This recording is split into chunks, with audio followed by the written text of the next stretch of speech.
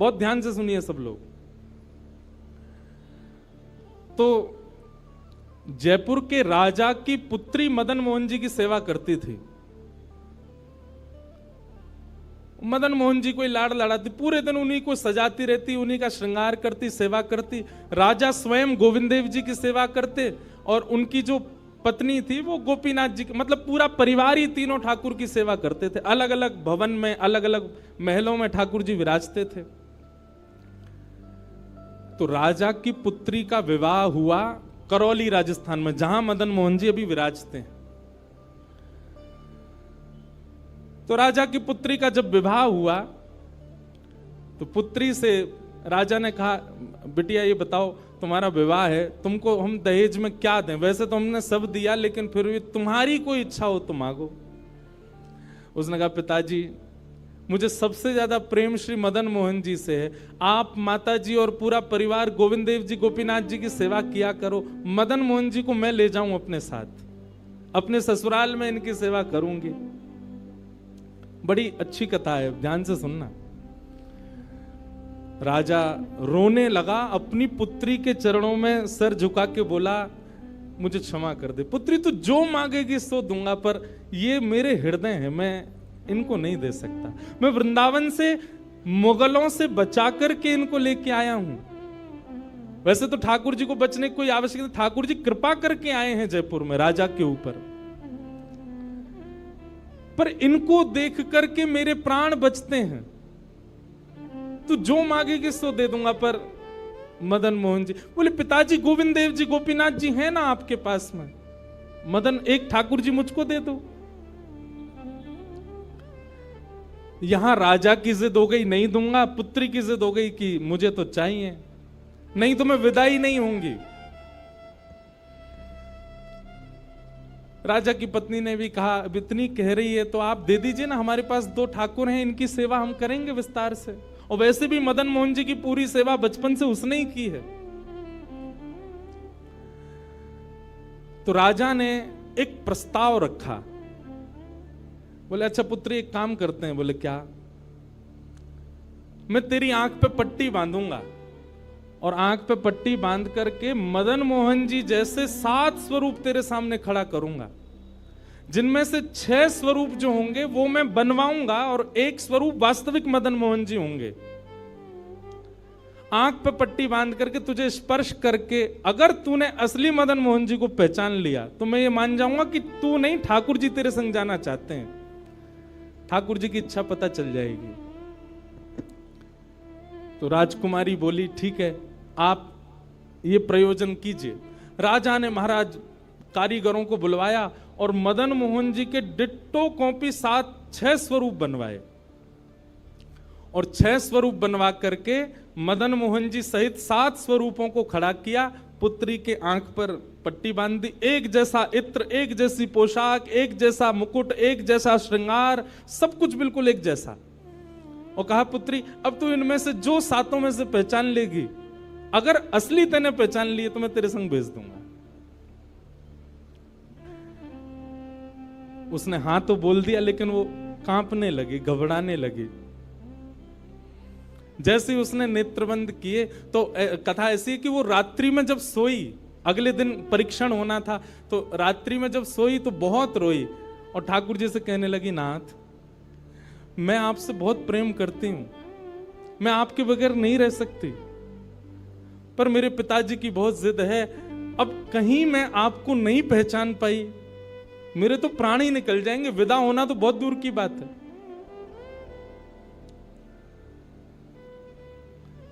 रुदन करते करते करते करते, बंधुओं एक मेरी बात बहुत ध्यान से सुनिएगा, कभी ठाकुर जी के विरह में यदि आपके अश्रु नहीं आए हैं ना, तो अभी आप भक्ति के भाव से बहुत दूर हो। आपको वृंदावन जाना अच्छा लगता है, वृंदावन में घूमना अच्छा लगता है, राधा राधा नाम ध्वनि पर झूमना अच्छा लगता है, कथाएं प्रवचन सत्संग बढ़िया लगते हैं, ये सब एक प्रथम सोपान, प्रथम सीढ़ी है। पर प्रमुख सीढ़ी तो भजन मार्ग या भक्ति पथ की विरह है। अगर वो आपके चित्त में कभी ठाकुर जी के लिए नहीं आया है तो अभी आप बहुत पीछे छूटे हुए हो। रात भर रोती रही और रुदन करते करते, नाथ मैं कैसे पहचानूंगी कि आप सत्य कौन से हो। मदन मोहन जी उसके स्वप्न में आ गए और स्वप्न में आकर के बोले, तू चिंता मत करे, तेरो ही मन ना है मोह ले जावे को, मेरो भी मन है रो तेरे संग जावे को। अरे जे सब मेरी सेवा तो करें, पर तेरी जैसी सेवा तो कोई करेगा ना, मेरो भी बड़ो मन है तेरे संग चलवे को। तो उसने कहा, तो नाथ कुछ कृपा तो करो।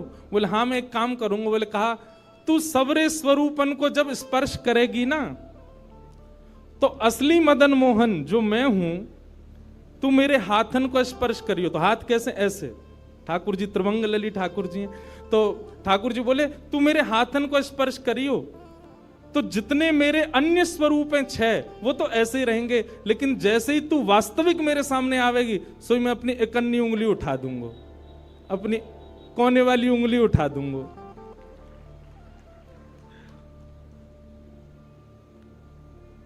ठाकुर जी कितना प्रेम करते हैं अपने भक्त से। ठाकुर जी बोले मैं अपनी इकन्नी उंगली उठा दूंगा और तू स्पर्श करती करती मेरी जैसे इकन्नी उंगली उठे, वाकू पकड़ लियो और तुरंत पिताजी से कह दियो, जय रे मदन मोहन जी, मैं चल दूंगा तेरे संग। अब तो दूसरे दिन वो पिताजी के पास गए, पिताजी जल्दी करिए, कब चलना है, कब? बोले तुझे तो इतना विश्वास है जैसे तू वास्तविक में मदन मोहन जी को ले ही जाएगी, लेकिन बिटिया तू भी याद रखियो, मैंने ऐसे स्वरूप बनवाए कि कोई बता ही नहीं सकता कि असली मदन मोहन कौन से। बोले पिताजी आप सन्मुख पधराओ। तो महाराज भीड़ लग गई देखने वालों की, पूरा राजभवन इकट्ठा हो गया जयपुर का।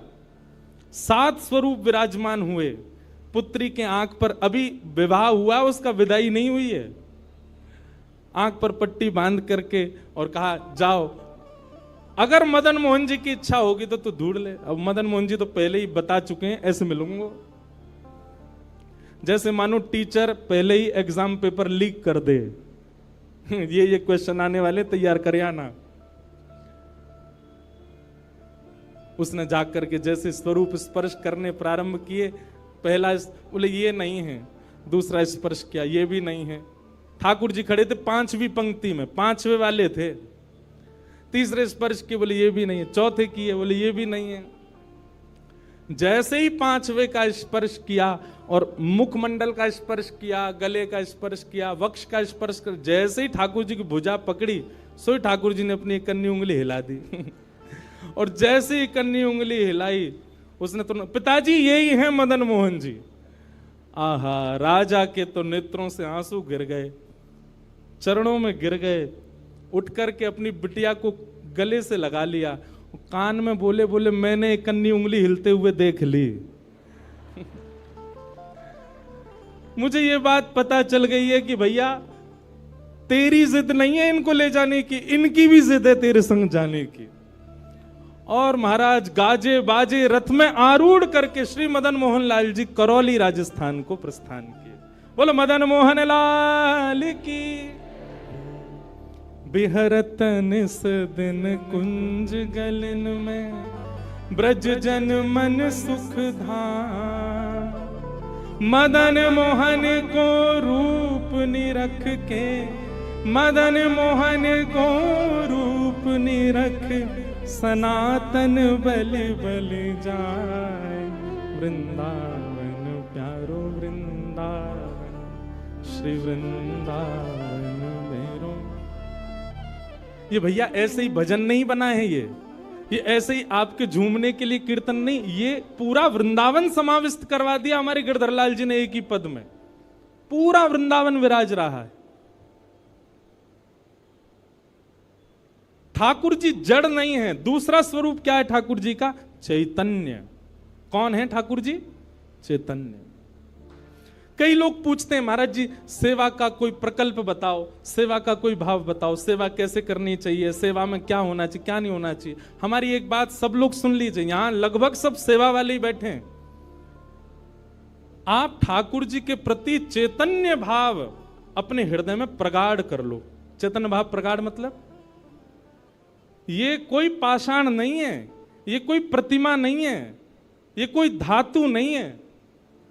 साक्षात वृंदावन चंद मेरे घर पे विराज रहे हैं। ये विश्वास आप अपने चित्त में प्रगाढ़ कर लीजिए। बस आपके जिस दिन ये विश्वास प्रगाढ़ हो गया, अपने आप आपको सेवा सीखनी, किसी से पूछनी नहीं, अपने आप करने लग जाओगे। अरे मां को नहीं बताना पड़ता पुत्र की सेवा कैसे होती है, पत्नी को नहीं सिखाना पड़ता पति को कैसे पूछना है। सारे संबंध हम अपने आप सीख लेते हैं। तो ठाकुर जी से जो हमारा प्रेम भाव है, उसके लिए हमको पूछना क्यों पड़ता है कि कैसे करें, भोग कैसे लगाएं, सुलाएं कैसे, ये कैसे करें। शास्त्रीय बात पीछे है, पहले आप प्रेम भाव में तो आओ। ठाकुर जी अपने आप सिखा देंगे अपनी सेवा कैसे करनी।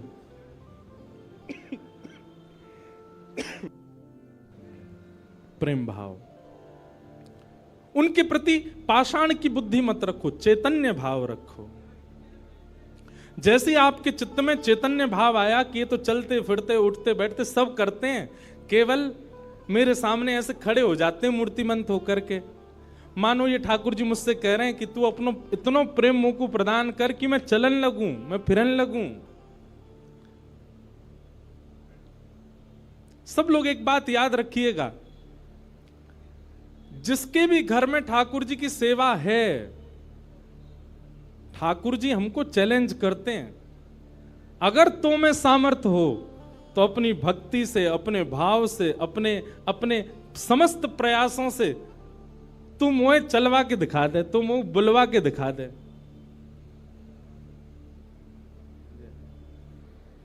बोलो गंगा मैया की जय। वापस प्रस्थान कर जाओ। महाराज जी हरिद्वार को प्रस्थान कर रहे हैं। महाराज जी के श्री चरणों में बार आऊंगा महाराज जी, मैं दिसंबर में आऊंगा जल्दी। बोलो गंगा मैया की जय। मैं क्या कह रहा था, ठाकुर जी हम आप सबको एक चैलेंज देके रखें कि तो में यदि सामर्थ्य हो मुझे बुलवा के दिखाए दे, मुझे चलवा के दिखाए दे, मुझसे कोई लीला करवा के दिखा दे। मैं तो ऐसे ही बैठा रहूंगा लड्डू गोपाल बने। तेरे प्रेम में सामर्थ्य हो तो तू करवाए ले। जिस दिन ठाकुर जी हमारे घर आ जाते हैं, उसी दिन से हमारी एक चैलेंज हमारे ऊपर आ जाता है। हम में सामर्थ्य हो, ठाकुर जी बोल के दिखा दें, ठाकुर जी कुछ करके दिखाएं। लेकिन हमको भी संतुष्टि है, ऐसे हैं तो ऐसे ही बैठे रहें। हमको लगता है ऐसे ही रहें, इससे ज्यादा कुछ करें नहीं। इसलिए ठाकुर जी को भी लगता है जब इसके चित्त में ही भाव नहीं है तो मैं और लीला क्यों ही करूं। चैतन्य भाव चित्त में लाओ। जैसे एक बालक जन्म लेता है तो मां और पिता प्रतीक्षा करते हैं, अब ये कब बोलेगा, मां कब बोलेगा, पापा कब बोलेगा, ये चलना कब सीखेगा, ये स्कूल कैसे जाएगा, ये बड़ा होकर के जॉब करेगा, बिजनेस आदि आदि सब भाव। ऐसे एक सेवक साधक के चित्त में भी अपने ठाकुर जी के प्रति भावना होनी चाहिए। ये बोलेंगे कब। हम एक बधाई गाते हैं ना नंदोत्सव में, उस बधाई में एक पंक्ति गाते हैं, धन्य घड़ी जब होए यशोदा मैया कह के बोले, नूपुर बांध दो चरणन में घुट मन डोले, नूपुर बांध दो चरणन में घुट मन डोले, पकड़े बाबा की उंगरिया तेरो ललना जुग जुग जीवेरी यशोदा मैया तेरो ललना। स्वामी जी हरिदास जी जब सेवा करते थे ना, तो ठाकुर जी बिहारी जी ऐसे ही नहीं रहते थे जैसे हमको दिख रहे हैं। स्वामी जी जैसे ही कपाट करते थे सोई बिहारी जी बैठ जाते थे, बंसी वंसी सब नीचे करके हाथ सीधे कर लेते। मैं तो हार गयो पूरे दिन खड़े खड़े। स्वामी जी तुम बार बार पर्दा करते रहे करो। इसीलिए बिहारी जी में बार बार पर्दा आता। क्यों? ठाकुर जी उतनी देर बैठ लेते हैं, क्यों? खड़े खड़े थक गए। बहुत भाव है पर्दा के, पर एक भाव यह भी है। तो स्वामी जी को अनुभव होता है, तो इसका मतलब क्या है? ठाकुर जी लीला करते हैं, पर अब क्यों नहीं कर रहे? हमारे भीतर स्वामी जी जैसा भाव नहीं है। श्री हरिराम व्यास जी के विराज रहे ठाकुर जी बाबा के ठीक पीछे, जुगल किशोर जी। मुंह को तो रूप देख के ही पता चल जाए कौन से ठाकुर जी हैं। जुगल किशोर जी, इनके चरित्र में आता है कि एक बार कोई साधक वंशी दे गया, और वंशी देख करके बोला हरिराम व्यास जी जुगल किशोर जी को वंशी पधरा देना, नई सोने की वंशी है। तो आपने श्रृंगार करके जैसे ही वंशी ठाकुर जी के हाथ ऐसे ही रहते हैं, तो वंशी पोली उसमें जैसे ही प्रवेश कराई, ठाकुर जी के हाथ का जो छिद्र है वो छोटा पड़ गया, वंशी बड़ी, लेकिन ज्यादा बड़ी नहीं, नेक बड़ी, नेक। तो व्यास जी ने थोड़ा श्रम किया, थोड़ा जोर लगाया कि वंशी कैसे वो भीतर जाए। तो जैसे ही जोर लगाया, ठाकुर जी का हाथ छिल गया और वहां से रक्त निकलने लगा, श्री जुगल किशोर जी के। हरिराम व्यास जी ने जैसे ही रक्त देखा, मूर्छित होकर गिर पड़े वहीं पर। और जब होश में आए तो अपने पुत्र को सेवा दे दी और कहा मैंने ठाकुर जी को श्रमित कराया है, अब मैं अपने आप को दंड दूंगा। तो क्या दंड दिया? सूर्य उदय से सूर्यास्त तक वृंदावन की परिक्रमा ही लगाते रहते थे, ये दंड दिया उन्होंने खुद को। पहला दिन था दंड का। एक बात सुनिएगा, इन आचार्यों के चरित्र से ना कुछ कुछ सीखा कीजिए। आपकी सेवा में आपसे कोई अपराध बनता है, आपसे कोई गलती हो जाती है, आपसे कोई दोष बन जाता है, तो उसके लिए आप जाकर के पूछते हैं हमसे अपराध हो गया, हम क्या करें? पूछिए मत, स्वयं को अपने आप ही दंड उत्सव मना लीजिए। और दंड उत्सव क्या है? तुरंत वृंदावन जाओ, एक परिक्रमा लगाओ, किसी वैष्णव को प्रसाद पवाओ, ब्रजवासी को कुछ दे करके उनको प्रसन्न करके आओ। यही दंड है वैष्णव अपराध का, भगवत अपराध का। तो श्री हरिराम व्यास जी वृंदावन में भ्रमण करते रहे, परिक्रमा लगाते रहे। परिक्रमा करके रात्रि में जैसे ही लौट करके आए, बहुत सावधानी से सुनो,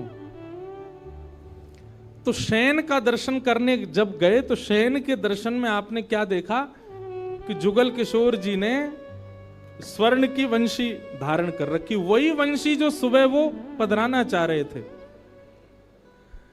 उन्होंने अपने पुत्र को बुलाया, पुत्र को बुला के बोले ये वंशी सुबह ठाकुर जी के हाथ में नहीं आ रही थी, अभी कैसे धारण हो गई?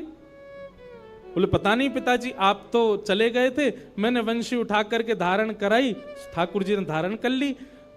हरिराम व्यास जी ने जैसे ही वंशी निकाल करके देखी तो क्या पाया?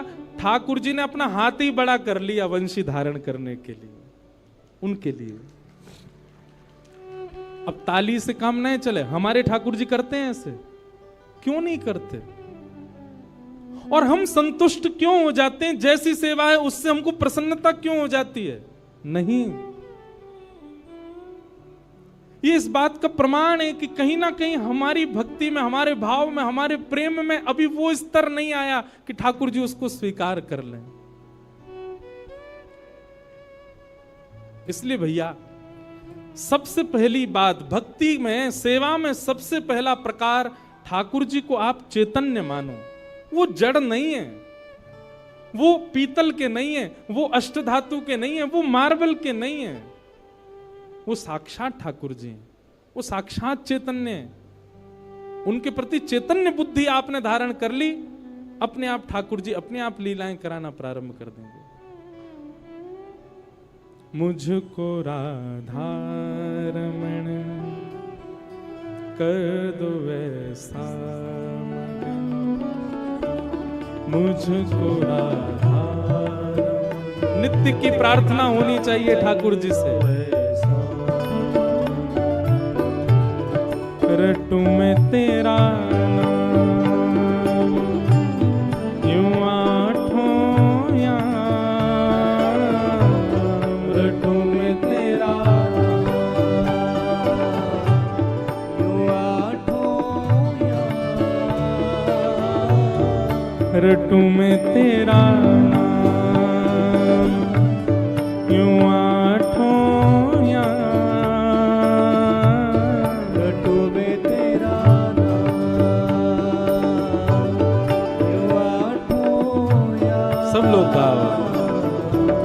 मुझको राधारमन कर दो ऐसा मगन, मुझको कर दो ऐसा।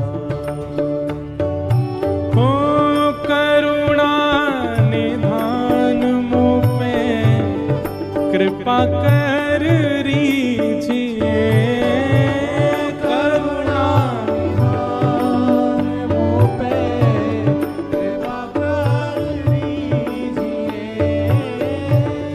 करुणा निधान मुझ पे कृपा कर लीजिए, करुणा निधान मुझ पे कृपा कर लीजिए। ब्रज में बसा के मोहे सेवा सुख दीजिए, ब्रज में बसा के मोहे सेवा सुख दीजिए। ओ ब्रज में बसा के मोहे सेवा सुख दीजिए, ब्रज में बसा के मोहे सेवा सुख दीजिए। और प्रेम से भर दो मन, गाऊं तेरे भजन, प्रेम से भर दो मन, गाऊं तेरे भजन। ओ रटूं मैं तेरा नाम,